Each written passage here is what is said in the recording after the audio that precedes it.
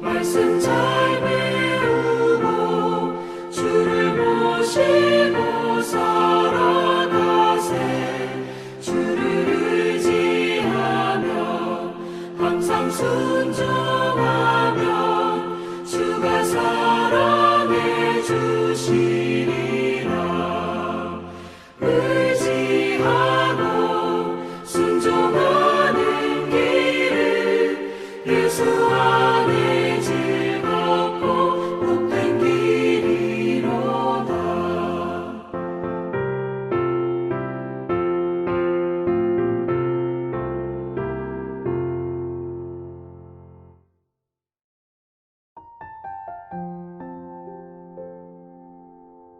할렐루야. 사랑과 은혜가 충만하신 하나님의 은혜를 감사드립니다. 우리를 긍휼히 여기사 십자가 보혈의 은혜로 구원받아 주의 거룩한 자녀로 살게 하시니 감사드립니다. 그 은혜로 오늘도 믿음 주셔서 주의 거룩한 말씀 앞에 서게 하심도 감사드립니다. 이 시간 연합숙회로 들을 때 하나님 신령과 진정으로 드리오니 우리의 예배를 받아 주시옵소서. 또 영상으로 드리는 모든 성도들에게도 동일한 은혜를 하나님 허락하여 주시옵소서. 코로나와 함께 있던 2년 동안 모든 시간 속에서도 하나님 우리와 동행해 주시고 은혜로 인도하시니 감사드립니다. 또 소명의 제단을 반석 위에 든든히 세워주시고 선교의 사명을 감당하게 하시니 감사드립니다. 소명제단을 향하신 거룩한 하나님의 뜻 가운데 이제 우리 모두 부르시며 한 소망 가운데 지체로 세우셨으니 믿음으로 맡겨주신 사명을 잘 감당하는 모든 성도들이 되게 하여 주시옵소서. 또 각 속회마다 세워주신 인도자와 속상님들을 축복하여 주시고 성령 충만 은혜 충만 허락하여 주셔서 속회를 부흥시키는 일꾼이 되게 하여 주시옵소서. 한 영혼도 길 잃고 방황하는 영혼이 없도록 말씀과 기도로 주에 맡겨주신 속도원들을 잘 사랑 안에서 섬기며 존귀 여기는 은혜를 허락하여 주시옵소서. 무엇보다 우리에게 겸손한 마음을 주시옵소서. 주의 거룩한 사명 앞에 우리의 생각과 감정과 의지를 내려놓고 오직 성령의 능력으로만 사명을 감당하게 하여 주시옵소서.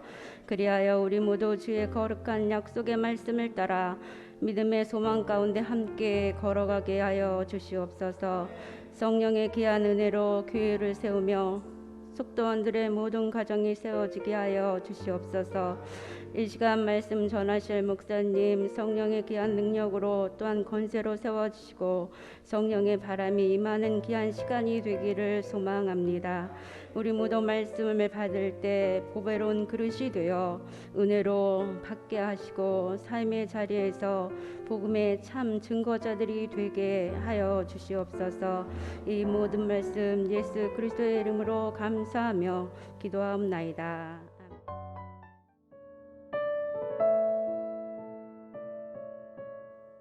마태복음 18장 1절에서 9절 말씀. 그때의 제자들이 예수께 나와 이르되 천국에서는 누가 크니이까? 예수께서 한 어린 아이를 불러 그들 가운데 세우시고 이르시되 진실로 너희에게 이르노니 너희가 돌이켜 어린 아이들과 같이 되지 아니하면 결단코 천국에 들어가지 못하리라. 그러므로 누구든지 이 어린 아이와 같이 자기를 낮추는 사람이 천국에서 큰 자니라. 또 누구든지 내 이름으로 이런 어린아이 하나를 영접하면 곧 나를 영접함이니 누구든지 나를 믿는 이 작은 자 중 하나를 실족하게 하면 차라리 연자 맷돌이 그 목에 달려서 깊은 바다에 빠뜨려지는 것이 나으니라. 실족하게 하는 일들이 있으므로 말미암아 세상에 화가 있도다. 실족하게 하는 일이 없을 수는 없으나 실족하게 하는 그 사람에게는 화가 있도다. 만일 내 손이나 내 발이 너를 범죄하게 하거든 찌고 내버리라. 장애인이나 다리 저는 자로 영생에 들어가는 것이 두 손과 두 발을 가지고 영원한 불에 던져지는 것보다 나으니라. 만일 내 눈이 너를 범죄하게 하거든 베어 내버리라 한 눈으로 영생에 들어가는 것이 두 눈을 가지고 지옥 불에 던져지는 것보다 나으니라. 아멘. 우리 속계본가 4월 29일 천국에서 큰 자, 요 공가를 여러분들 펴주시면 되겠습니다. 오늘 본문의 1절의 말씀에 보니까 예수님께서 1절의 말씀에 보니까 그때라고 하는 말씀으로 시작이 되고 있습니다. 그때 제자들이 예수께 나와 천국에서 누가 큽니까? 라고 하는 제목으로 1절이 시작되고 있습니다. 그러면 이 그때라고 하는 때는 어느 때냐? 이 제자들이 예수님께서 하신 말씀 다음에 바로 이 말씀이 나온 거거든요. 예수님께서 이 제자들이 논쟁하고 있는 그 직전에 무슨 말씀을 하셨냐면은 내가 이제 예루살렘에 들어가서 십자가를 지고 죽는다. 예수님의 고난에 대해서 말씀을 하셨습니다. 그런데 제자들이 예수님의 고난에 대한 메시지를 듣고 난 다음에 무슨 변론을 했느냐? 서로 천국에서 누가 큰 자냐라고 하는 변론을 벌였다라는 거죠. 이게 시기로 따지면은 예수님께서 예루살렘 이 성에 들어가기 1개월 전에 이런 일이 있었다라는 거예요. 그런데 제자들이 예수님께서는 내가 예루살렘에 들어가서 십자가를 지고 죽게 되었다라고 하는 이 말씀을 하심과 동시에 그때에 천국에서는 누가 큰 자냐라고 하는 이런 말도 안 되는 상황극을 연출하고 있었다라는 것이죠. 오늘 본문에 쓰여진 이 천국은 하늘나라도 상징하지만 예수님의 다스림이 이 땅에서 이루어지는 이 땅에서의 왕국도 천국으로 의미를 하고 있습니다. 다시 말씀드리면은 제자들의 관심에는 하늘나라가 아니라 예수님 때문에 이 땅에서 예수님의 지배하심으로 이루어져가는 왕국에 관심이 있었다라는 거예요. 요즘 대통령 당선이 되고 이제 뭐 장관들 막 이렇게 임명하는 장면들이 나옵니다. 저는 누가 문제 있고 누가 자격이 없다 이런 거는 별로 관심이 없습니다. 왜냐하면 사람은 누구나 다 문제가 있기 때문에. 보니까 어떤 장관 후보자는 자녀들이 아빠가 있는 병원이 있는 대학에 다 들어갔어요. 또 어떤 장관 후보자는 아빠가 이사장으로 있는 그 학교에 다 장학금을 받았어요.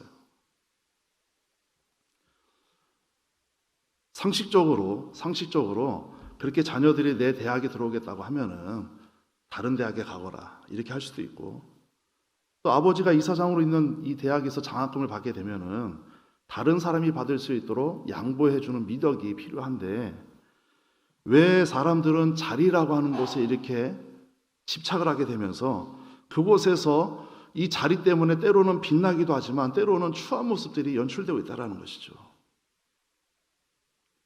지금 제자들이 하는 일이 그겁니다.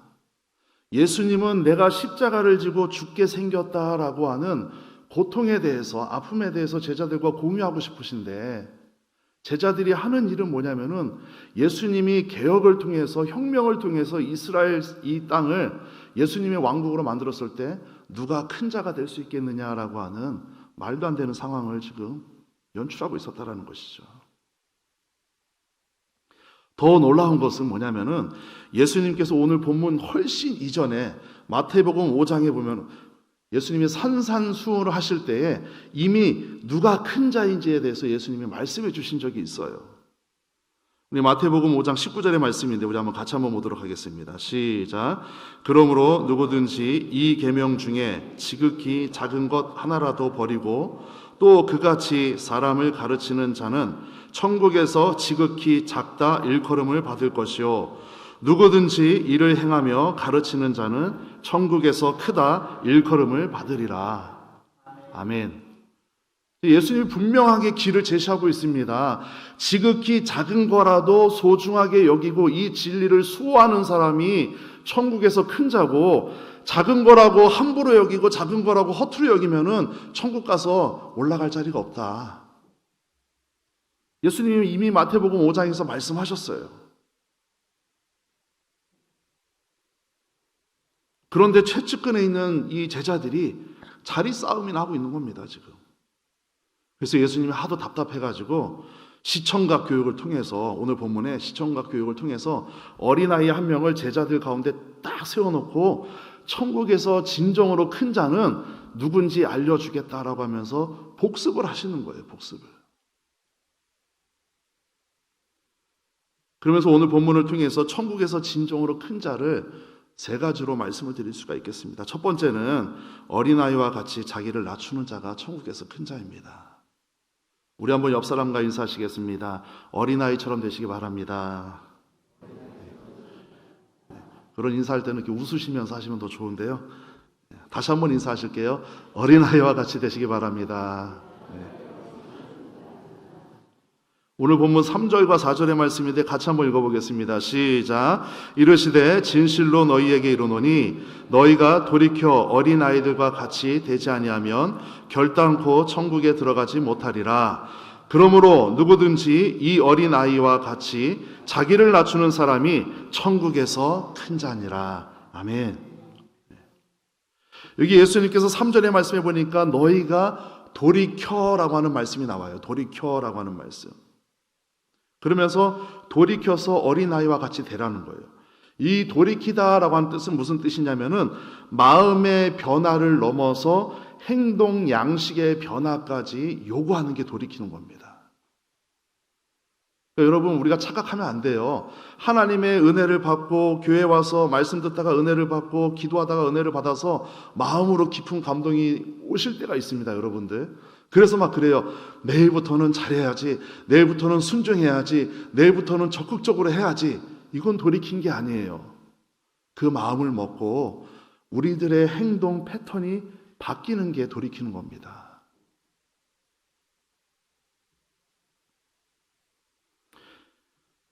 그러니까 예수님의 말씀처럼 신앙생활 해야지 마음만 먹고 행동의 변화가 없으면은 돌이킨 게 아니라는 거예요. 여러분, 죄송한데 천국에서는 입으로 돌이킨 성도보다 마음과 행동이 돌이켜서 그 행동 양식으로 나온, 그렇지만 늘 겸손한 자세로 섬긴 자들이 큰 자가 됩니다.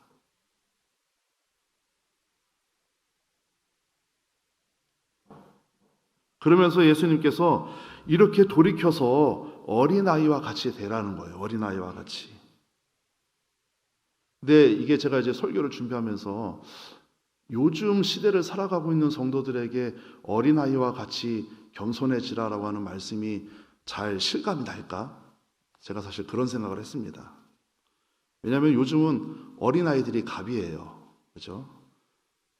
서열, 이 집안에 있어서 서열상으로도 애들이 1, 2위를 다투고 있고요. 365일 어린이날이죠, 뭐 사실은. 지금의 관점으로 보면은 이제 아이들이 너무 대접받고 너무 귀하게 자라고 하니까 뭐 농담으로 막 그런다고 하더라고요. 초등학교에서 선생님이 이렇게 좀만 화내도 때리시면은 신고한다고, 경찰에 신고한다고.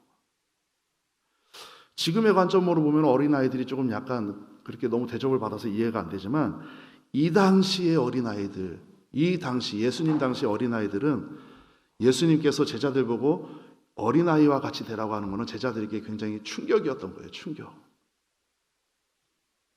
왜냐하면 이 당시 어린아이들은 부모님에게 절대 순종해야 했습니다. 살기 좋은 시대죠. 그리고 이 당시의 어린아이들은 부모님에게 절대 의존했어야 돼요. 그리고 이 당시에 어린아이들의 교사가 부모님이셨어요. 그리고 성경에 보면은 숫자를 헤아릴 때 어린아이들은 그 축에도 끼지 못했습니다. 그러니까 제자들에게 어린아이처럼 되라고 하는 것은 굉장히 충격적인 말이었다라는 거죠. 예수님의 말씀이 지금 부모님들에게 어린아이처럼 되라고 하는 게 대접받는 말씀처럼 느껴질지 모르겠으나, 이 당시의 사람들에게 어린아이처럼 되지 않으면 천국 못 간다라고 못 박으신 예수님의 말씀은 굉장히 골치 아픈 이야기였다라는 거죠. 그럼에도 불구하고 예수님께서 어린아이와 같이 되지 않으면 천국에 갈 수 없다라고 분명히 말씀하신 이유는 무슨 말씀이냐? 하나님 나라는 내가 낮출수록 잘 보이고 낮출수록 우리에게 혜택이 많다라는 겁니다. 신기합니다. 세상은 높은 곳에 올라가야 세상이 잘 보이는데 하나님의 나라는 낮은 곳으로 내려가야, 아까 청년들도 낮은 곳으로 찬양을 했는데 낮은 곳으로 내려가야 하나님의 나라가 제대로 보이기 시작하는 거예요. 예수님은 지금 그것을 말씀하고 있는 겁니다. 더 이상 높은 곳에서 세상을 바라보려고 하니까 예수님의 십자가 사건 직전에서도 자꾸 자리 차지나 하려고 하는 싸움이나 하고 있는 거예요. 예수님을 3년 반 동안 따라다녔던 제자들마저도. 그러나 예수님이 이 어린아이와 같은 시선으로 낮은 관점으로 겸손한 태도로 세상을 바라보게 될 때에 진정으로 예수님의 마음이 이해가 되고 진정으로 하나님의 뜻이 제자들에게 이해가 되기 시작한다는 것이죠. 바라기는 여러분들의 믿음, 여러분들의 시선도 예수님이 이 세상에 오셔서 죽기까지 겸손한 모습으로 섬기셨던 것처럼 어린아이와 같은 낮은 자세로 세상을 바라보시고 교회를 섬기시기를 주님의 이름으로 축원을 드리겠습니다. 그렇게 될 때 진정으로 천국의 가치가, 영생의 가치가 우리 안에 들어오게 된다는 것입니다. 두 번째로 예수님은 작고 연약한 사람을 실족시키지 말아야 된다라고 말씀하고 있습니다. 우리 6절의 말씀 같이 한번 읽어보겠습니다. 6절 시작. 누구든지 나를 믿는 이 작은 자 중에 하나를 실족하게 하면 차라리 연자맷돌이 그 목에 달려서 깊은 바다에 빠뜨려지는 것이 나으니라. 아멘.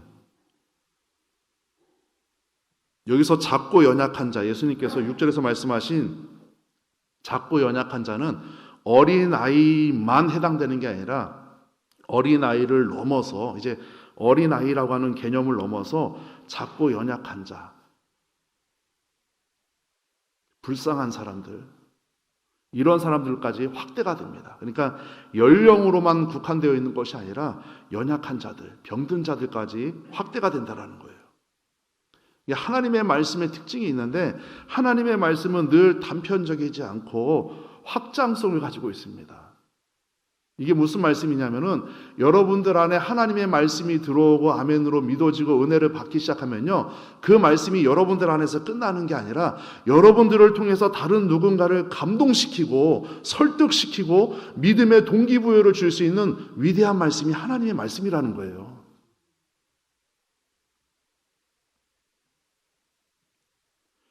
세상의 권력, 지위, 돈, 명예가 아닌 오직 예수 그리스도만 의지하는 순수한 신앙 상태에 있는 자들, 이게 연약한 자들이 할 수 있는 태도거든요.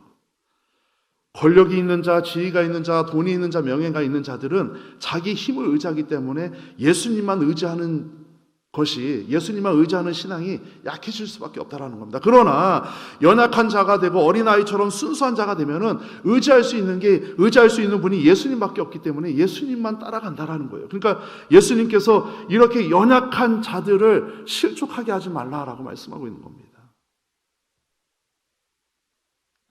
여기 성경에 보니까 이 연약한 자들을 실족하게 하면은 연자맷돌을 메고 바다에 던지는 것과 같다라고 말씀하고 있는데, 여기서 이 실족하다라고 하는 뜻이 이 헬라어로 보니까 함정, 올무라고 하는 뜻을 갖고 있어요.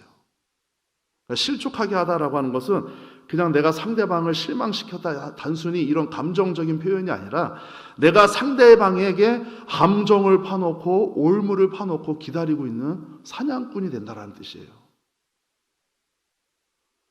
길에 놓여져 있어서 넘어지게 하는 장애물이고 잡히게 하는 장애물이에요. 그리고 조금 더 깊이 들어가면은 다른 이들이 범죄하도록 유도하는 일, 이게 바로 실족하게 하다라는 뜻을 갖고 있습니다.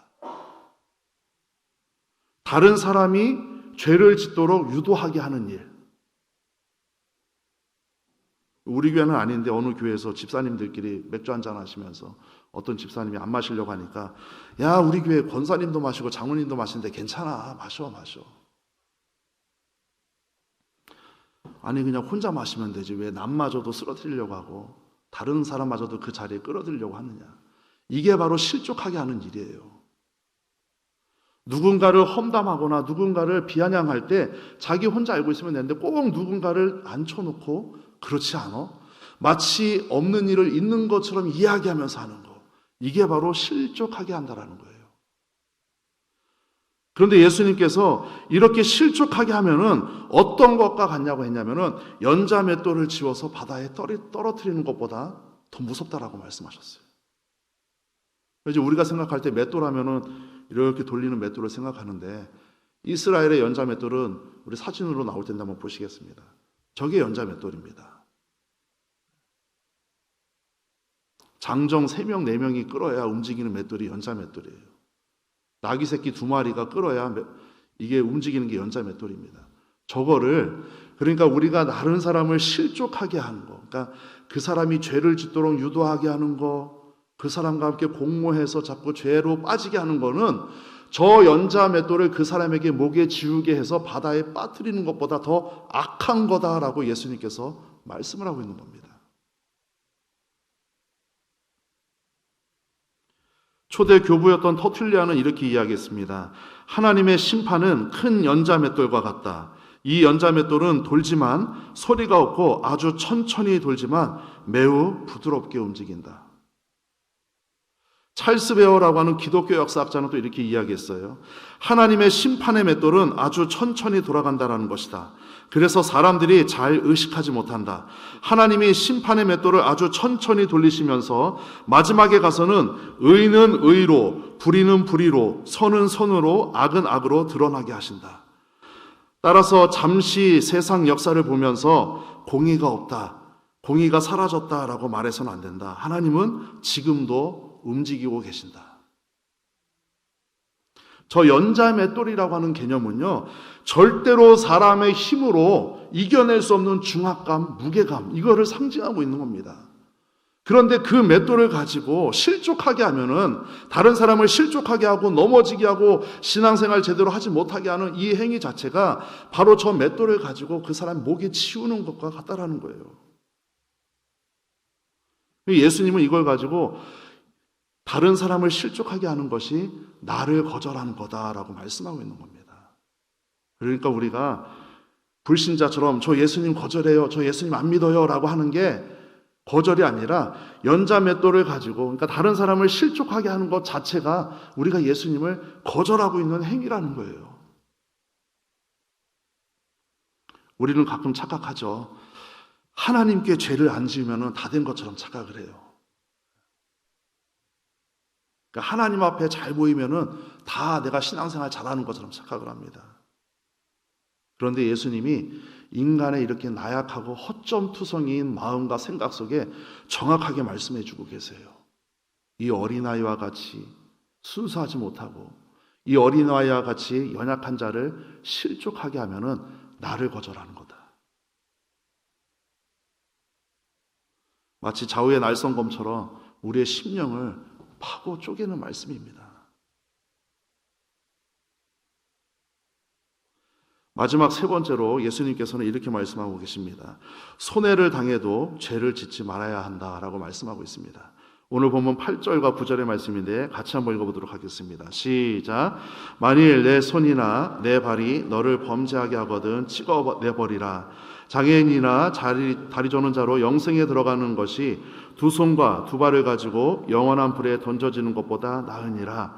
만일 내 눈이 너를 범죄하게 하거든 빼어내버리라. 한 눈으로 영생에 들어가는 것이 2 눈을 가지고 지옥불에 던져지는 것보다 나으니라. 아멘.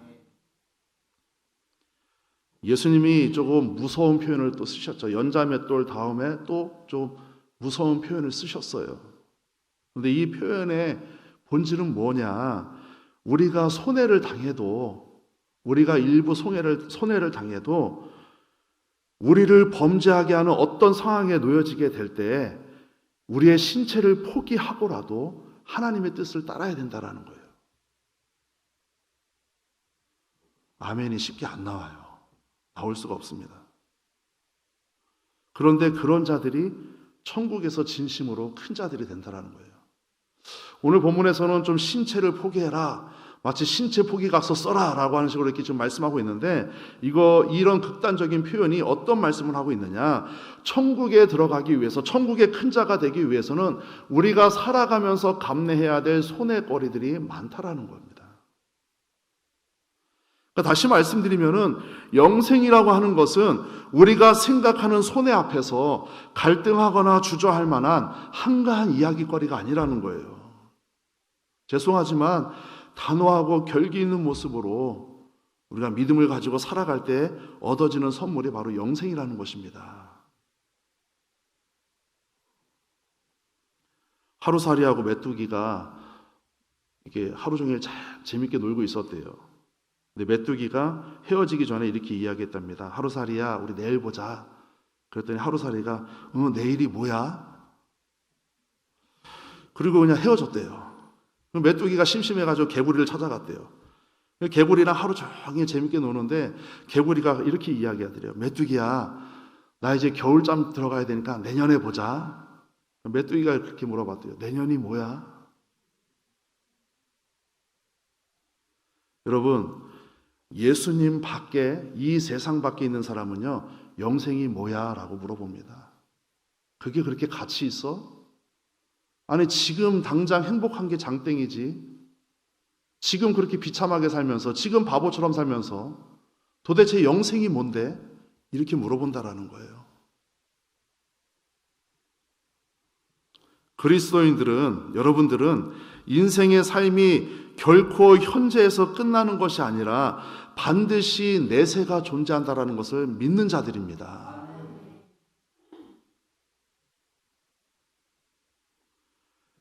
지금 이 현대를 살아가고 있는 이 현대인들에게 있어서 가장 큰 비극은 무엇이냐? 미래에 대한 소망, 즉 내세에 대한 소망이 없다라는 거예요. 우리 청년들이 오늘 철야에 나왔지만 젊은 2030 세대들 중에 상당히 많은 청년들이 내 집 마련도 포기하고 시집장가 가는 것도 포기하고 사는 사람들이 많습니다. 그러면서 지금 당장에 내 눈앞에 보이는 이 현세적인 삶에만, 그냥 여기에만 혈안이 되어서 오늘 하루 잘 살고 오늘 하루 맛있게 먹고 오늘 하루 즐기는 거에 향락에 빠져있는 청년들이 굉장히 많다라는 거죠. 뭐 어떤 미래를 추구할 만한 가치가 이 세대들에게 지금 없다라는 겁니다. 그래서 교회는 청년들뿐만이 아니라 학생들이든 어린아이들, 이 다음 세대들을 향하여서 끊임없이 비전을 심어주고 천국 소망에 대해서 교육하고 그 가치를 알려줄 책임이 있다라는 거예요. 그런데 그 교회가라고 하는 것이 단순히 담임 목사님이나 교육자들이 하는 일이 아니라 바로 여러분들이 그 일에 있어서 같이 동역하는 동역자들이 되어야 된다는 것입니다. 그냥 교회 안에서 애들이 보이거나 학생들이 보이거나 청년이 보이면은 무조건 칭찬해 주시고 무조건 잘 나왔다고 해 주시고, 그냥 그 사람들이 조금 어려 보이고 조금 부족해 보이고 연약해 보여도 좀 어설퍼 보여도 잘한다라고 격려해 줄 수 있는 성숙한 여러분들 되시기 바랍니다. 그냥 뭐 좋은 게 좋은 거니까 같이 잘 이런 뜻이 아니라 정말 다음 세대가 교회마다 지금 기근이 되고 있습니다. 가뭄이 되고 있어요.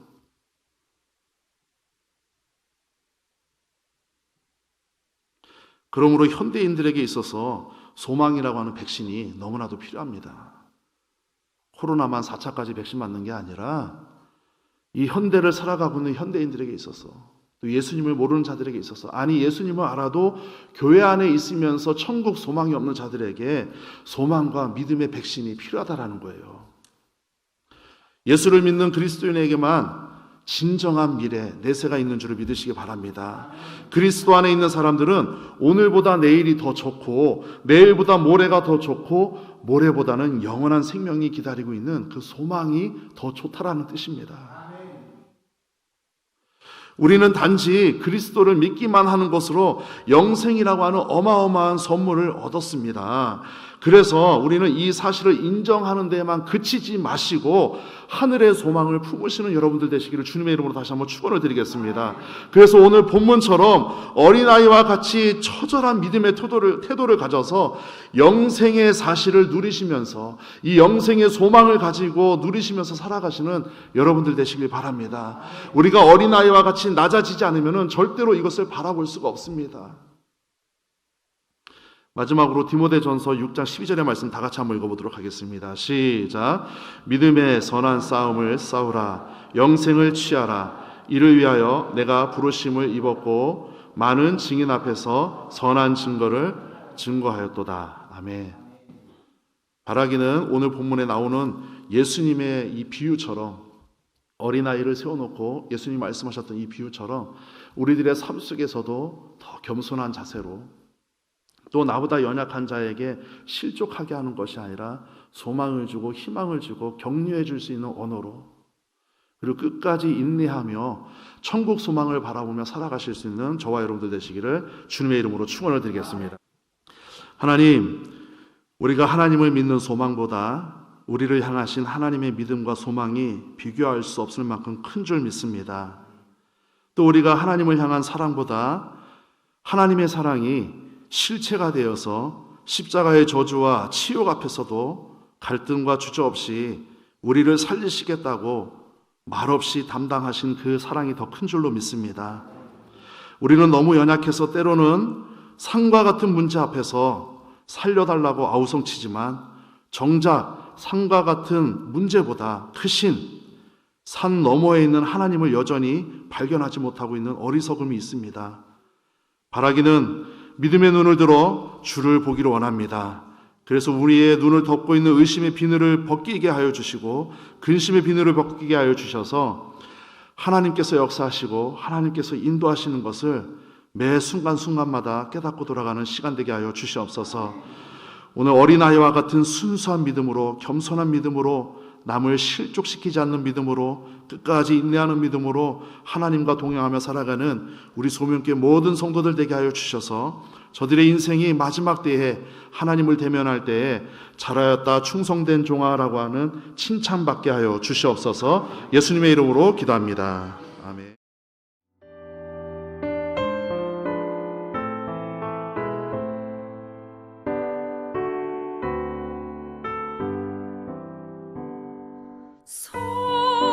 성자의 귀한 몸 날 위하여 버리신 그 사랑 고마워라. 내 머리 숙여서 주님께 비는 날 너무 주님께 바치리까. 한 가지 은혜를 받았으니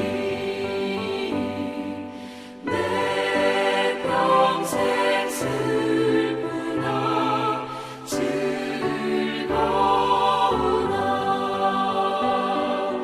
이 몸을 온전히 주님께 바쳐서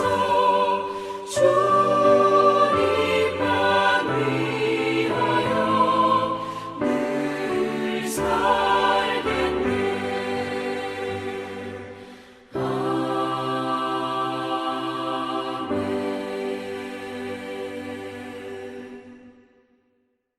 하나님 감사합니다. 오늘도 귀한 손길들을 통하여서 하나님 앞에 드려진 예물 저들의 믿음의 고백이고 또 저들의 삶의 고백인 줄 믿습니다. 하나님 일터에서 어려움 당하지 않게 하여 주시고 물질 때문에 시험 당하지 않게 하여 주시고 하나님 앞에 드리는 것이 기쁨 될 수 있도록 인도하여 주시옵소서. 무엇보다도 저들의 일터와 가정을 덮고 있는 모든 근심은 떠나가게 하여 주셔서 근심이 변하여 찬송되게 하여 주시고 눈물이 변하여 하나님 앞에 웃는 귀한 우리 성도들 될 수 있도록 인도하여 주시옵소서. 지금은 우리 주 예수 그리스도의 크신 은혜와 하나님 아버지의 무한하시고 극진하신 사랑하심과 성령님의 감화감동 역사 내주 충만 교통하심이 오늘도 삶의 자리에서 하나님 앞에 영광 돌리길 원하는 당신의 사랑하는 남종과 여종들 머리 위에, 저들의 가정과 일터와 자녀와 경제와 건강과 그 모든 삶의 문제 위에 이제로부터 영원토록 함께하여 주시기를 간절히 축원하옵나이다.